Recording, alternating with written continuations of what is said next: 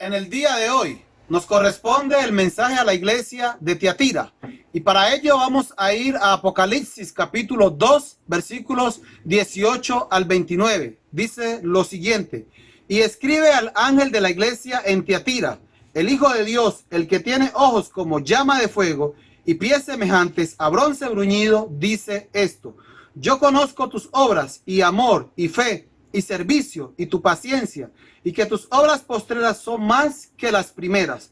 Pero tengo unas pocas cosas contra ti, que toleras que esa mujer Jezabel, que se dice profetiza, enseñe y seduzca a mis siervos a fornicar y a comer cosas sacrificadas a los ídolos. Y le he dado tiempo para que se arrepienta, pero no quiere arrepentirse de su fornicación. He aquí, yo la arrojo en cama y en gran tribulación a los que con ella adulteran, si no se arrepienten de las obras de ella. Y a sus hijos heriré de muerte, y todas las iglesias sabrán que yo soy el que escudriña la mente y el corazón, y os daré a cada uno según vuestras obras. Pero a vosotros y a los demás que están en Tiatira, a cuantos no tienen esa doctrina y no han conocido lo que ellos llaman las profundidades de Satanás, yo os digo, no os impondré otra carga, pero lo que tenéis, retenerlo hasta que yo venga. Al que venciere y guardare mis obras hasta el fin, yo le daré autoridad sobre las naciones, y las regirá con vara de hierro, y serán quebradas como vaso de alfarero, como yo también la he recibido de mi Padre, y le daré la estrella de la mañana. El que tiene oído, oiga lo que el Espíritu dice a las iglesias. La carta más larga de las 7 es dirigida a la iglesia que vive en la ciudad más pequeña de Asia Menor. Lo primero que vemos aquí es la presentación del Señor Jesús a la iglesia, y se presenta como el Hijo de Dios, como aquel que tiene ojos como llamas de fuego y pies semejantes a un bronce resplandeciente. El patrono de la ciudad de Tiatira era Apolo. Apolo era hijo de Zeus y también era representado en las monedas de aquella ciudad.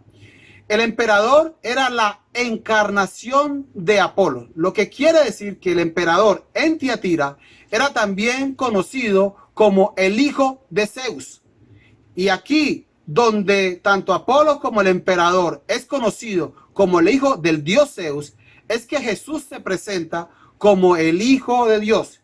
Y es interesante notar que es la única parte en Apocalipsis donde el Señor Jesús se presenta de manera explícita con este título de el Hijo de Dios. En ninguna otra parte de Apocalipsis se presenta así, de manera explícita. En algunas partes está implícito, como las he recibido de mi Padre, el texto que acabamos de leer. Pero como el Hijo de Dios es solamente en este lugar, en esta ciudad, a esta iglesia, para que sus fieles conozcan que Él es el verdadero Hijo de Dios y que no hay ningún otro. También se presenta como aquel que tiene ojos como llama de fuego. Los ojos obviamente son para ver, y Él es aquel que lo conoce todo, que escudriña la mente, el corazón, que conoce todo lo que hay en el ser humano y que puede penetrar, así como la llama, como el fuego penetra. También podemos mirar aquí ojos como llama de fuego, aquellos ojos que arden en ira contra el pecado. Miramos en tercer lugar, Él se presenta con los pies como un bronce brillante, un bronce resplandeciente. Esto lo que muestra es la estabilidad y la fortaleza del Señor Jesús. El bronce en la Biblia es tipo de juicio, es decir, que Él está preparado para juzgar tanto a las iglesias como lo ha estado haciendo, como ha venido juzgando cada una de las iglesias, como también va a juzgar al mundo, y lo veremos en capítulos posteriores. De manera que el Señor Jesús se presenta a la iglesia como aquel Hijo de Dios, como aquel que lo conoce todo y como aquel que está preparado para juzgar. Después de su presentación, lo que el Señor Jesús hace es alabar a la iglesia por sus buenas obras. Versículo 19, mire lo que dice: yo conozco tus obras y amor y fe y servicio y tu paciencia, y que tus obras postreras son más que las primeras. vemos aquí dos distintivos de la iglesia de Cristo. Recordemos que los distintivos de la iglesia de Cristo son amor, fe y esperanza. Y esta es una iglesia que ha crecido, que ha prevalecido, que mantiene el amor, la fe, la paciencia y el servicio. Y sí que se necesitan estas obras en la iglesia. Una iglesia que persevere en amor, no solo hacia Dios, sino también los unos a los otros. Y la manera de mostrar ese amor en la iglesia es sirviendo a los demás, sirviendo al prójimo, sirviendo a los hermanos. No era una fe que estaba depositada únicamente en Jesús como el Salvador, sino que era una fe que los llevaba a mantener su fidelidad, a perseverar en medio de persecuciones y de todo lo que fuera contrario a el Señor Jesucristo. Y también paciencia en medio de un mundo hostil. Era una iglesia que tenía estas obras. Es interesante notar que el Señor Jesús resalta y dice que las obras postreras son más que las primeras, lo que quiere decir que ellos habían crecido en su vida espiritual. Todo eso con lo que habían iniciado, amor, fe, paciencia, servicio, ahora lo tenían más fortalecido. Y eso es lo que debe haber en una iglesia. Y es lamentable que muchas veces hay iglesias que inician con estas cosas, o hay personas, cristianos, que inician con la fe, el amor, la paciencia, en las cosas espirituales, están firmes, pero luego se van quedando en su vida espiritual. Y eso es lo que el Señor está esperando, que nosotros podamos mantener la firmeza inicial. Así como esta iglesia es grandemente alabada, también es grandemente reprochada por el Señor Jesús.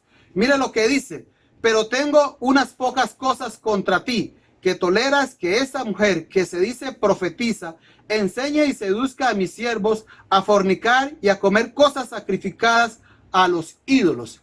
El pecado de la iglesia era que permitía que una mujer enseñara a los siervos de Dios cosas que no tenían nada que ver con la palabra de Dios. Y por eso el Señor Jesús compara a esta mujer con Jezabel, aquella que le hizo tanto daño a el pueblo de Israel. Recordemos un poco quién fue Jezabel en la Biblia. Esta mujer fue hija de un rey de Sidón y se casó con Acab, rey de Israel. Por ende, ella iba a ser la reina de Israel e iba a tener injerencia en el pueblo de Israel. Pero esta injerencia la usó para mal, porque fue la encargada de darle muerte a los profetas de Dios. Uno diría abusiva, atrevida. ¿Cómo llega el pueblo de Dios? En lugar de someterse, llega a perseguir a los profetas de Dios. Recordemos que Abdías guardó 100 profetas en cuevas y le dijo a Elías que los había guardado de 50 y que los mantenía con pan y agua, porque esta Jezabel los buscaba para asesinarlos. También se propuso matar a Elías, pero Elías huyó y no pudo. Introdujo el culto a Baal y también mantenía a los profetas de Baal y de Acera, 900 profetas, alimentándolos con la provisión que Israel, que la nación proveía. De ahí, de esos impuestos que daban para el rey, ella alimentaba a todos estos profetas. También fue la que se encargó de tramar la muerte de Nabot para quedarse con su herencia. De manera que esta es una mujer que, sin duda alguna, hizo mucho daño a la nación de Israel. Y es una evidencia. El matrimonio de Acab con Jezabel es una evidencia que la iglesia no se puede casar con el Estado, que no se puede unir con el paganismo, porque estas son las consecuencias que se tienen cuando la iglesia se casa con algo que es pagano, con algo que es mundano. Va a haber consecuencias a futuro. La mujer de la que se está hablando en Tiatira es una mujer mala que ha causado muchos daños aquí también a la iglesia de Tiatira. Y lo que miramos es que el Señor dice que ella se dice ser profetisa. No es que lo sea. Ella se alaba y dice que es una profeta de Dios. Como muchos hoy que se dicen ser profetas y que los ve uno en la televisión, por YouTube, en muchas partes alabándose y se proclaman a sí mismos como profetas. Y en nuestro medio, en nuestras ciudades, vemos personas que ellos se autoproclaman como el profeta, la profeta de Dios. Inclusive tienen lugares separados, casas donde la gente va a consultarlos. Personas que han estado en iglesias y que han dejado las iglesias y tienen como su lugar donde la gente va a ellos a consultar. Muchos se dicen ser profetas, pero no lo son, porque el Señor desenmascara y dice claramente que ella no es ninguna profeta. Se dice ser profeta. Versículo 20. Permitir alianzas. Eso es lo que miramos en el versículo 20. Permitir que ella seduzca a sus siervos a fornicar y a comer cosas sacrificadas a los ídolos. Eso es lo que hacía esta mujer, a quien el Señor apoda como Jezabel. Eso es algo, una costumbre muy recurrente entre los falsos profetas y en esos tiempos, donde a los hijos de Dios los seducían para que pudiesen comer cosas sacrificadas a los ídolos, se emborracharan y luego fueran a cometer toda clase de inmoralidad sexual.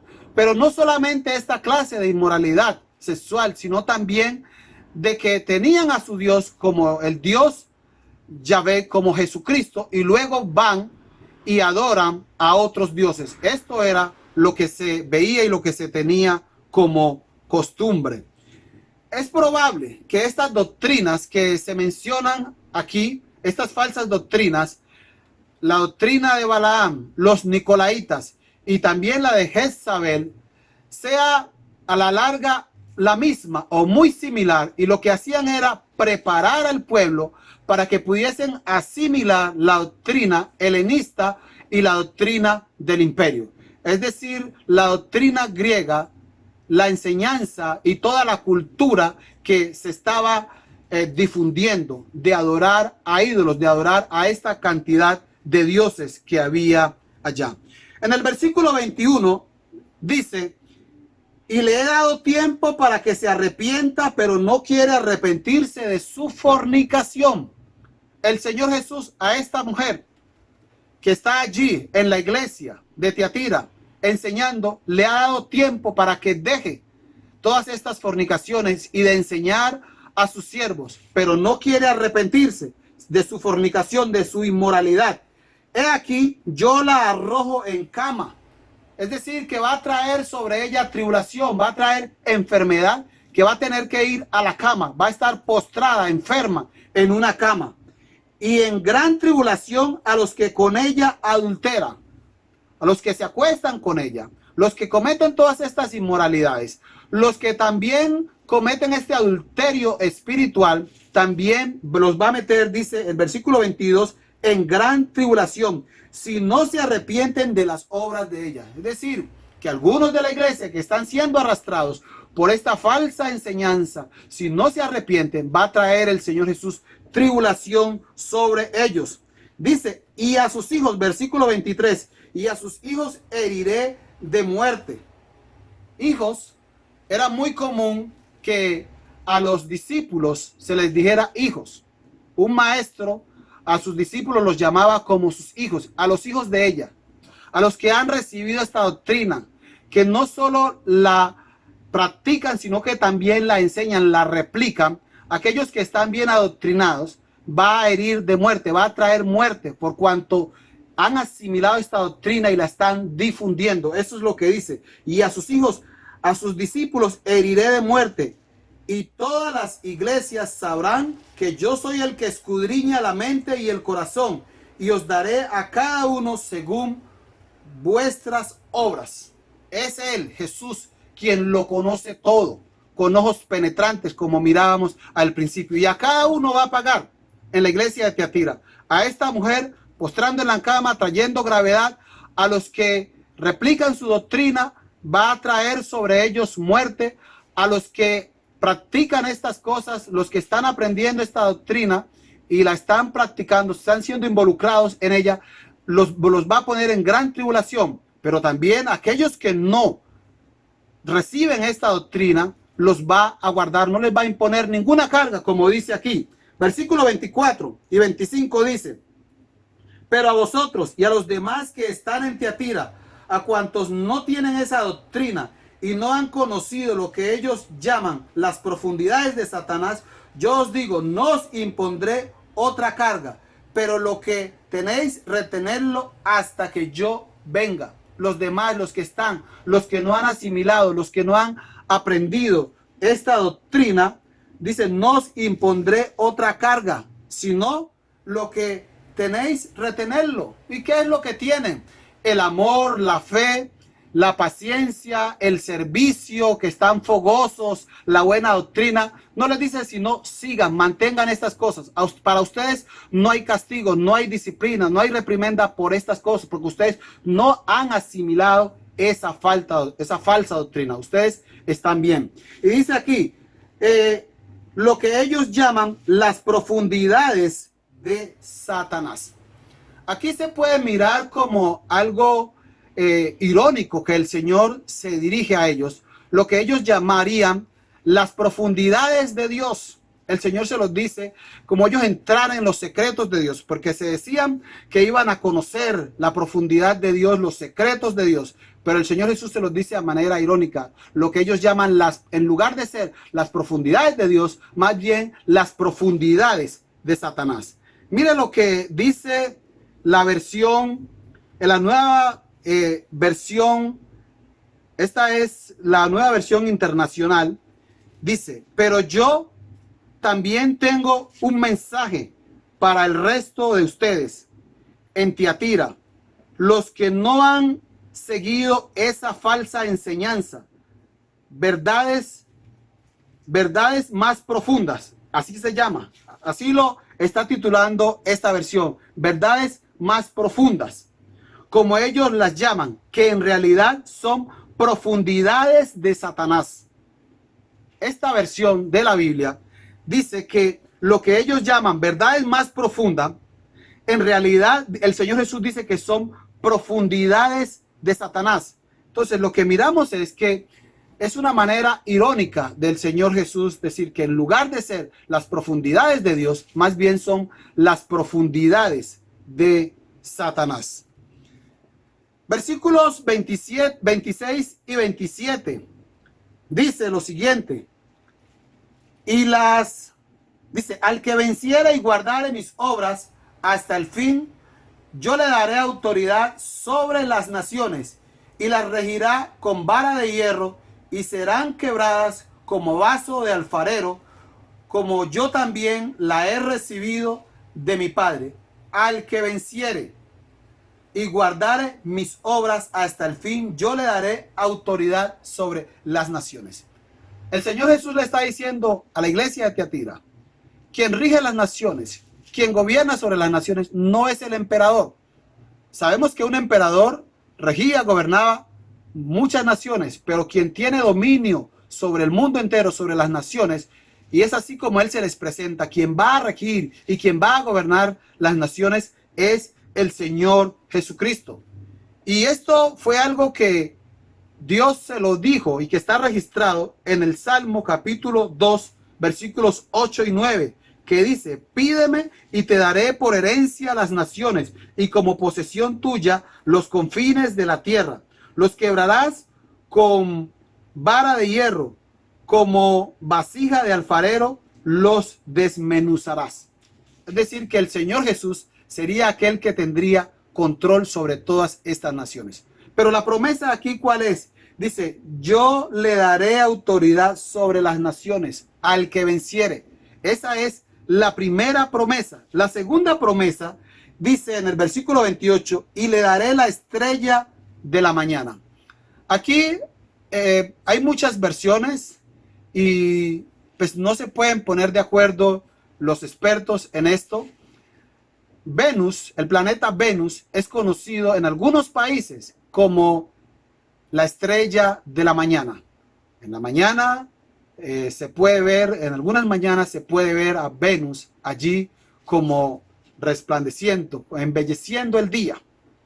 En síntesis, lo que el Señor dice es que aquel que venza le va a dar un día espléndido, un día lleno de luz, lleno de bendición.